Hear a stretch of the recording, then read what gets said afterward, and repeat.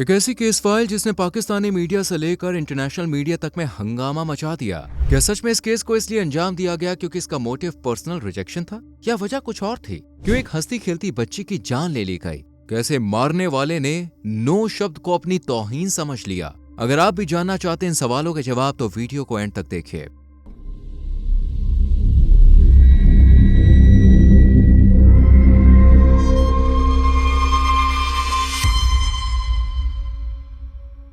तारीख थी 2 जून साल 2025 और वक्त था शाम के करीब 5:09 का, जब पाकिस्तान के इस्लामाबाद में सेक्टर G13 के सीसीटीवी कैमरे में एक फुटेज कैद हुई जिसमें एक लड़का दबे पांव भागता हुआ दिखाई दे रहा था। ये वही लड़का था जिसने कुछ मिनट पहले ही एक ऐसे अपराध को अंजाम दिया था जो इंटरनेशनल मीडिया तक छा गया।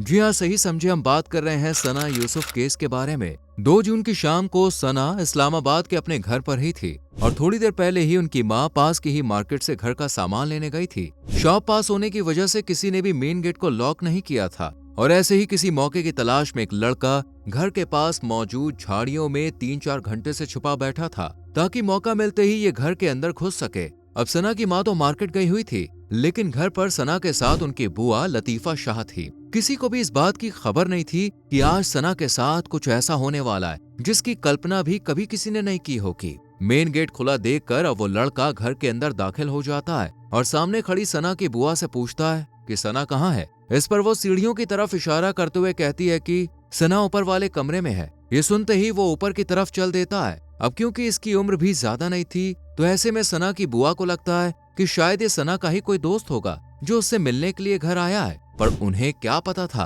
कि ये दोस्त आज सना की जान लेने के इरादे से यहाँ आया है। इधर जब वो लड़का सीढ़ियों के ऊपर कमरे तक पहुँचता है तब वो सना को जोर से आवाज देकर रूम से बाहर आने के लिए कहता है और जैसे ही सना अपने कमरे से बाहर आती है तो वो उनसे झगड़ा करना शुरू कर देता है। वहीं ग्राउंड फ्लोर पर मौजूद लतीफा शाह पानी लेकर ऊपर जा ही रही होती है कि तभी उन्हें सना की आवाज सुनाई देती है जिसमें वो उस लड़के से कह रही थी कि तुम थोड़ा शांत हो जाओ और पहले आराम से बैठकर पानी पियो और यहाँ पर ऐसा कुछ मत करना क्योंकि घर के अंदर और बाहर हर जगह सीसीटीवी कैमरे लगे हुए हैं। बस यही सना के आखिरी शब्द थे जो लतीफा शाह ने सीढ़ियां चढ़ते वक्त सुने थे। इससे पहले कि वो ऊपर कमरे तक पहुंच पाती, अचानक उन्हें 2 बार गोली चलने की आवाज सुनाई देती है जिसे सुनते ही वो बहुत ज्यादा घबरा जाती है और भागते हुए जैसे ही सना के रूम में जाती है तो ये देखकर हैरान रह जाती है कि सना बुरे हाल में जमीन पर पड़ी हुई तड़प रही है और वो लड़का उसका फोन उठा रहा है। जैसे ही इसकी नजर लतीफा शाह पर पड़ती है तो वो उनकी तरफ पिस्टल तान देता है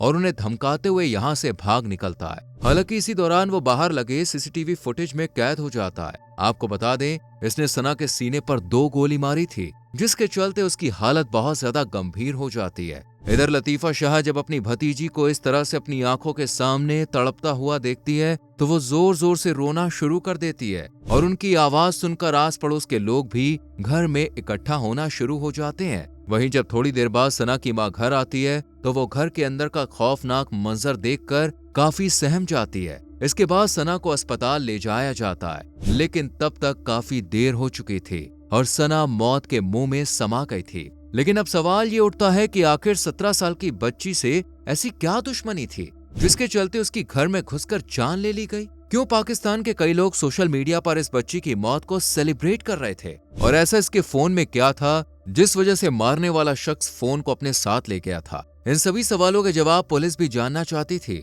इसलिए सबसे पहले उन्होंने सना के बैकग्राउंड के बारे में जानने की कोशिश की कि कहीं उसकी किसी के साथ कोई दुश्मनी या फिर आपसी रंजिश तो नहीं थी जिसके चलते उसकी जान ले ली गई। इसलिए पुलिस ने जब सना के बैकग्राउंड को चेक किया तो पता चला कि वो पाकिस्तान की एक फेमस सोशल मीडिया इन्फ्लुएंसर थी और उसकी जान जाने से पहले टिकटॉक पर उसके 8 लाख से ज्यादा और इंस्टा पर 5-6 लाख से भी ज्यादा फॉलोअर्स थे। Sana mostly skin care, food blog, music और प्रमोशनल वीडियोस बनाती थी। उसकी वीडियोस पाकिस्तानी ऑडियंस को पसंद भी थी, इसलिए उसका सोशल मीडिया इन्फ्लुएंस काफी स्ट्रॉन्ग था। पाकिस्तान डिजिटल स्पेस की राइजिंग स्टार कही जाने वाली सना बाय नेचर काफी हंसमुख लड़की थी। वो अपने लुक की वजह से भी काफी चर्चा में रहती थी और फैंस उसकी तुलना पाकिस्तान की मशहूर एक्ट्रेस हानिया आमिर से करते थे। वहीं सना के फादर सैयद यूसुफ हसन पाकिस्तान के चित्राल में गवर्नमेंट ऑफिसर हैं, जो उनका होम टाउन भी है, जबकि सना की मां फरजाना यूसुफ होम मेकर होने के साथ साथ अपनी बेटी के सोशल मीडिया अकाउंट्स को मैनेज करती थी और सना के साथ इस्लामाबाद में रहती थी।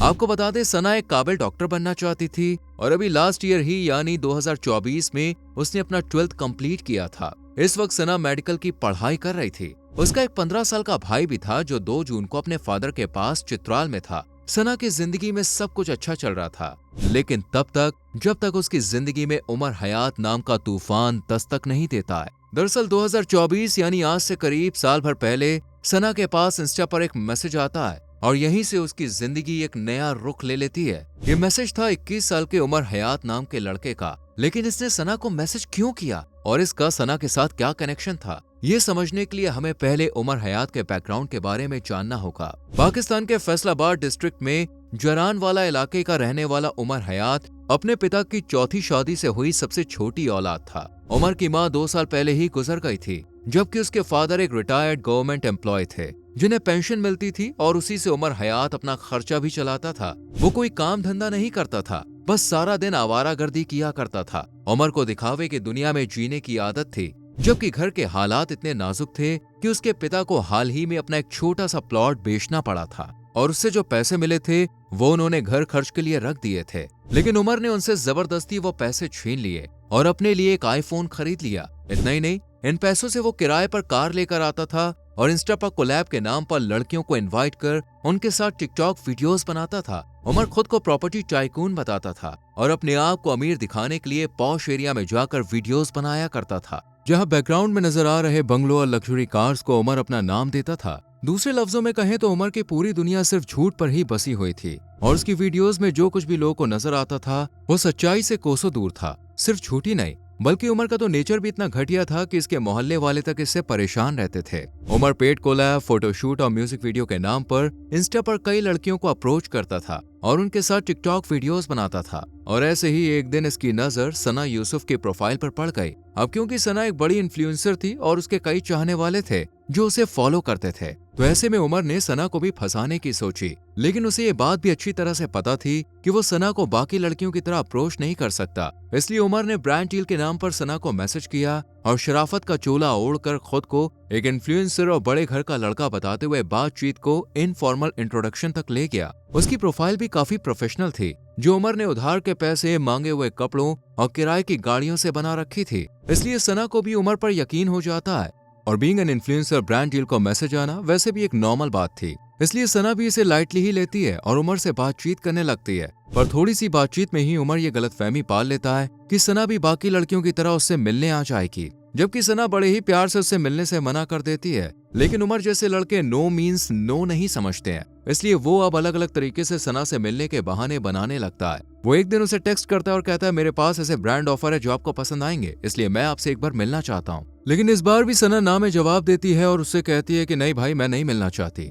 क्योंकि मेरे पास इतना वक्त नहीं है और मैं बहुत बिजी रहती हूँ। ये सुनकर उमर को थोड़ा गुस्सा आ जाता है और वो अपने दोस्तों को सना के बारे में बताते हुए कहता है कि मैं उससे मिलना चाहता हूँ, पर ये मिलती ही नहीं है, बस भाई भाई कहकर मना कर देती है। उमर का सना को लेकर ऑब्सेशन पागलपन की ओर बढ़ता जा रहा था, जो सना इसकी हरकतों से भाप चुकी थी। वो दिन में कई बार इंस्टा पर उसे ऑडियो कॉल करता था, साथ ही उसे टेक्स्ट करता था और बस मिलने की जिद पर अड़ा रहता था। पर सना हर बार उसे साफ इनकार कर देती थी। सना ने उसे ना तो कभी कुछ ऐसा लिखा और ना ही ऐसा कभी कुछ कहा जिससे ये कहा जा सके कि उमर को कोई गलतफहमी हो गई थी। हालांकि मीडिया चैनल और न्यूज आर्टिकल्स में तो इन दोनों को एक दूसरे का कजन बताया गया है, लेकिन इनके बीच कोई भी ऐसा रिलेशन नहीं था। सना एक बहुत ही स्ट्रॉन्ग और बेबाक लड़की थी जो अपने घर पर हर बात बताया करती थी। वो अपने पेरेंट्स से कभी कुछ नहीं छुपाती थी। इसलिए सना ने एक दिन अपनी माँ को उमर हयात के बारे में बता दिया और उनसे कहा कि एक लड़का उसे बार बार मिलने के नाम पर परेशान कर रहा है। तब सना की माँ ने उसे एडवाइस दी कि वो इस लड़के को इग्नोर करे। हालांकि एक फीमेल सोशल मीडिया इन्फ्लुएंसर होने के नाते इस तरह के मैसेज और लोगों की घटिया हरकतों से वो पहले भी रूबरू हो चुकी थी। इसलिए माँ की बात मानकर सना ने उमर को इग्नोर करना शुरू कर दिया। वो अब उमर के एक भी मैसेज का जवाब नहीं देती थी और ना ही उसकी कॉल रिसीव करती थी, जबकि उमर अब भी दिन में कई बार सना को फोन करता था, मैसेज करता था और मिलने की इच्छा जाहिर करता था। पर सना ने उसके मैसेज का रिप्लाई देना ही बंद कर दिया था। लेकिन शायद अनजाने में उनसे एक छोटी सी चूक हो गई थी। दरअसल जब उमर ने सना से पहली बार बात की थी तो बातों ही बातों में उसने ये जान लिया था कि सना का घर कहाँ है। वहीं सोशल मीडिया पर अपलोड होने वाली हर वीडियो के साथ उमर को सना से जुड़ी और भी बातें खुद ब खुद धीरे धीरे पता चलती जा रही थी। अब आता है 29 मई साल 2025। आज सना का बर्थडे था और ये बात उमर अच्छी तरह से जानता था, इसलिए वो सना के लिए ढेर सारे गिफ्ट्स खरीदता है और इस्लामाबाद के पिंड से एक फॉर्च्यूनर कार रेंट पर लेकर सना से मिलने अपने घर जरानवाला से 332 किलोमीटर दूर इस्लामाबाद सना के घर पहुंच जाता है। सना जब उमर को अपने घर के दरवाजे पर खड़ा देखती है तो वो शॉक रह जाती है और उससे मिलने से साफ मना कर देती है। साथ ही अपने घर वालों से कहकर उमर को बाहर से ही वापस लौटा देती है। बस यही वो पल था जब उमर के टॉक्सिक मेल ईगो को काफी गहरी चोट पहुंचती है और वो अपने मन में सोचने लगता है कि आखिर सना ने उसे ना कहा तो कहा कैसे। उसका ये बिहेवियर उमर को बिल्कुल भी अच्छा नहीं लगता। उसके दिल में अब सना के लिए नफरत पनपने लगती है और ये नफरत उस वक्त और बढ़ जाती है जब सना अपने इंस्टा अकाउंट पर अपने बर्थडे सेलिब्रेशन की वीडियो अपलोड करती है, जिसे देखने के बाद उमर का गुस्सा 7वें आसमान पर पहुंच जाता है। वो सोचने लगता है कि मैं इतनी दूर से इतने सारे गिफ्ट्स लेकर सना से मिलने के लिए आया था और वो मुझे बेइज्जत कर खुद बड़े आराम से एंजॉय कर रही है। दिमाग में पली इसी सनक के साथ अब उमर का मन सिर्फ और सिर्फ सना से बदला लेने का कर रहा था। वो किसी भी हाल में बस उससे अपना बदला लेना चाहता था। इसलिए 2 जून 2025 की दोपहर से ही वो सना के घर के आसपास मंडरा रहा था। उसके घर पर नजर रखे हुए था, इस उम्मीद में कि शायद सना घर से बाहर निकले या उसके घर का मेन गेट खुल जाए, जिसके जरिए वो अंदर घुस जाए। आखिरकार घंटों इंतजार करने के बाद उमर के हाथ वो मौका लग ही गया। दरअसल इस दौरान सना की माँ मार्केट जाने के लिए घर से बाहर निकली और मेन गेट लॉक किए बिना ही चली गई। बस इसी मौके का फायदा उठाते हुए उमर सना के घर अंदर पहुंच गया। अब क्योंकि घर में मौजूद सना की बुआ उसे पहचानती नहीं थी और कम उम्र होने के चलते उन्होंने उसे सना का दोस्त समझ लिया और उमर के पूछने पर उसे बता दिया कि सना ऊपर वाले कमरे में है। जिसके बाद वो सीढ़ियों के जरिए सना के रूम तक गया, जो कि आज उसे मारने के इरादे से ही यहाँ आया था। उमर के पास एक लोडेड पिस्टल भी थी, जिसकी 2 गोली उसने सना के सीने में उतार दी और उसे मौत की नींद सुला दिया और फिर सना का फोन उठाकर यहाँ से भाग गया। शुरुआत में तो घर वालों को अंदाजा नहीं था कि आखिर इसके पीछे किसका हाथ है, इसलिए एफआईआर में मीडियम हाइट ब्लैक शर्ट और ट्राउजर पहने लड़के की आइडेंटिटी मेंशन की गई। बिना कोई प्रॉपर आइडेंटिटी ना होने के चलते पुलिस ने 113 सीसीटीवी कैमरास की फुटेजेस को रिव्यू किया और फिर सेलुलर टेक्नोलॉजी और डिजिटल सर्विलांस की मदद से सस्पेक्ट की जियो फेसिंग करना शुरू कर दी, जो उन्हें फैसलाबाद ले गई।